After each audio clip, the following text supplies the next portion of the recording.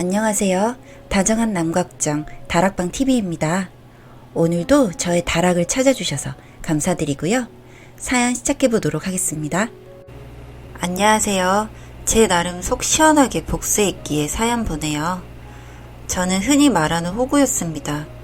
20대 중반 이후로 만났던 남자친구가 있었거든요. 저는 꽤 괜찮은 직장에 다니고 있었고 남자친구는 군대도 다녀오고 삼수를 해서 아직 학생이었어요.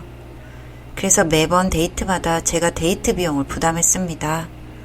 전 나이도 어렸고 취업하면 다 갚아주겠다는 말도 했었고 너무 좋아했기에 참고 견뎠어요. 그렇게 1년여 정도 만남을 가졌고 대학 졸업 후 바로 취업을 한다던 남자친구는 갑자기 공시를 준비하겠다고 했죠. 공시에 바로 합격한다면 좋겠지만 아무나 막 합격하는 시험도 아니고 솔직히 남자친구가 합격하지 못할 것 같았기에 전 그런 남자친구가 더더욱 한심했어요.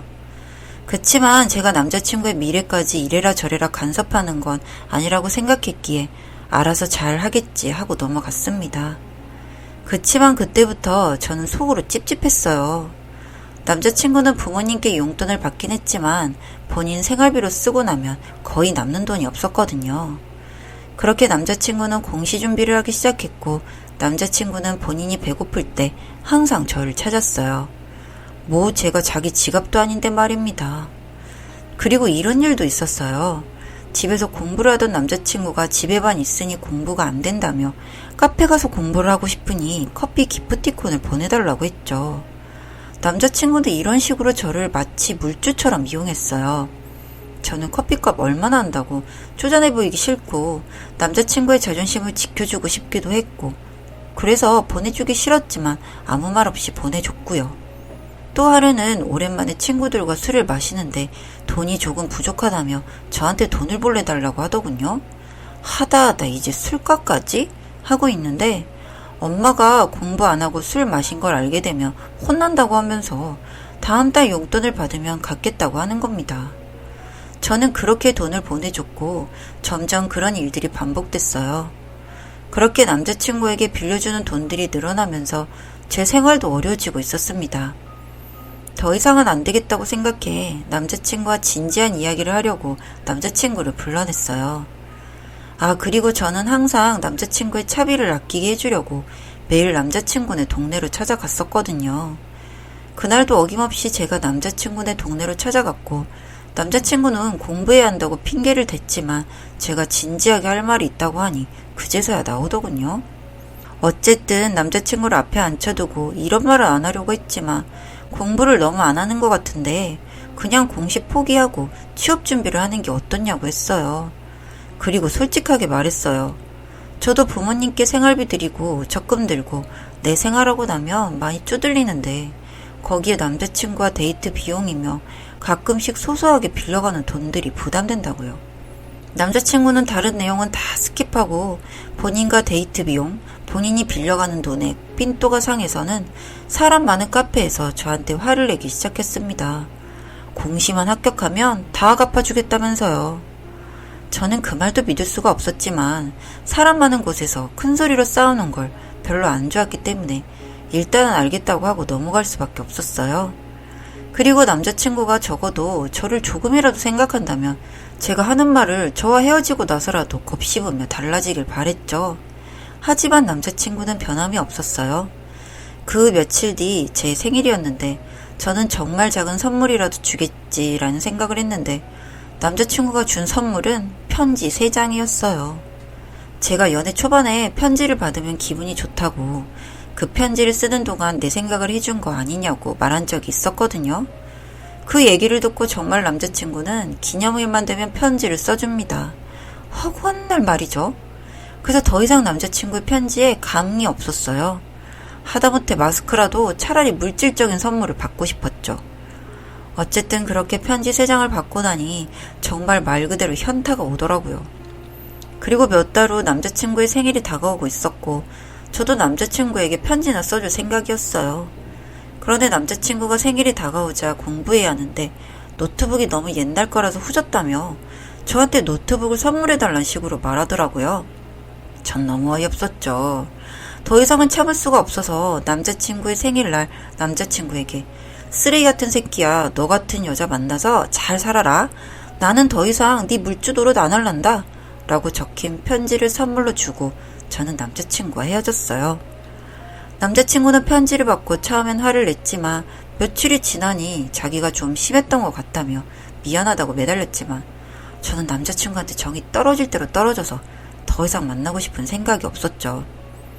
남자친구는 몇 달을 질척했지만 전 모든 연락을 차단하고 받아주지 않았어요. 그렇게 몇 년이 지났고 저는 전 남친과는 달리 돈 쓸 때는 쓸 줄 알고 능력 있는 새로운 연상에 남자친구와 연애를 시작했어요.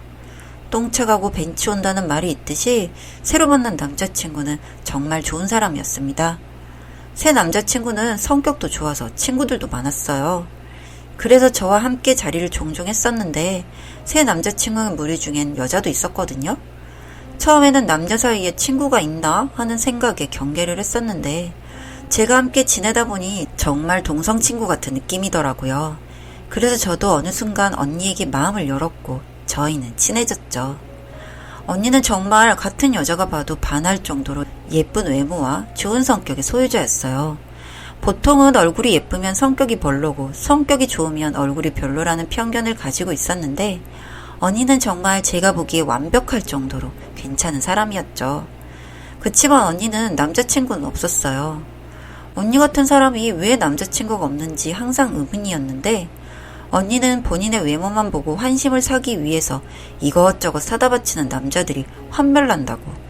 그렇게 자라주다가 막상 연애를 시작하면 잡은 물고기에 먹이 안 주듯 변해가는 모습이 싫어 연애는 하고 싶지 않고 그냥 그 남자들이 이것저것 사다 바치는 모습을 보면 웃기고 재밌다고 했어요. 한마디로 언니는 그냥 여러 남자들과 썸 관계만 유지하는 거였죠. 저는 언니랑 둘이 쇼핑도 하고 맛집도 다니며 친자매처럼 붙어 다녔어요. 그러다 언니가 몇 달 전 길 가다 번호를 따였는데 이 남자가 시도 때도 없이 기프티콘을 보내주고 한 번만 만나달라고 사정사정해서 만나주면 아주 고가의 선물을 들고 나와 곤란하게 한다고 했죠. 길에서 한 번 본 게 단데 부담스러울 정도의 고가의 선물이라고요. 저는 그런 상황에서 너무 흥미로워서 남자의 사진이 있으면 보여달라고 했고 사진을 본 저는 경악스러웠어요. 그 남자는 바로 몇 년 전에 헤어졌던 제 전남친이었어요. 저는 너무 놀라서 언니에게 전남친과 있었던 일들을 말해주었고 언니는 저보다 더 화를 내며 자기가 대신 복수를 해주겠다고 했어요.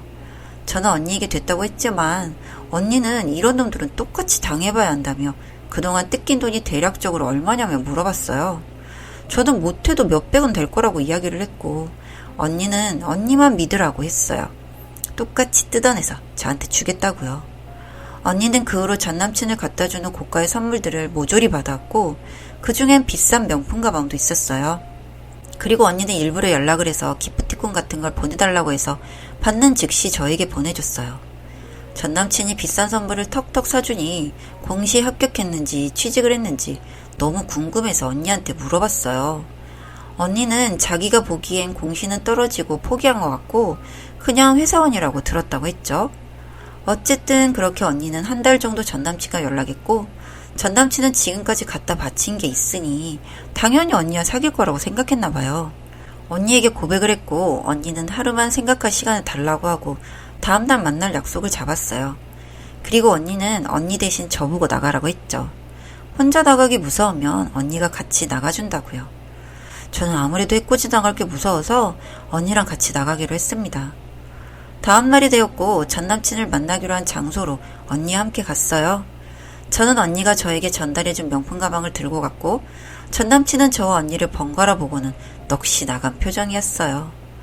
언니는 야, 이 그지 새끼야. 그렇게 살면 좋냐? 꼴에 눈은 높아가지고 어딜 놈봐 새끼가 하면서 욕을 해주었고 저는 자초지종을 대략적으로 설명해 주었어요. 전남친은 본인이 잘못했다며 사실 아직 취업도 못하고 백수로 지내고 있는데 언니의 마음에 들려고 사금융권에서 대출까지 받아서 고가의 선물을 했다고 하더라고요. 그러면서 제발 자기가 준 선물을 돌려달라고 합니다.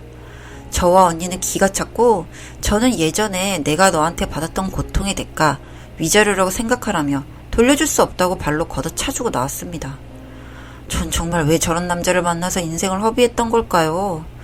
누굴 탓하기 전에 제 자신을 탓하는 게 우선이겠죠? 여튼 너무 상처받고 화나고 정말 떼인 돈 마냥 속이 쓰리고 그랬는데 이렇게나마 복수를 할 수 있어서 유치하게 보일진 모르겠지만 속이 시원했습니다.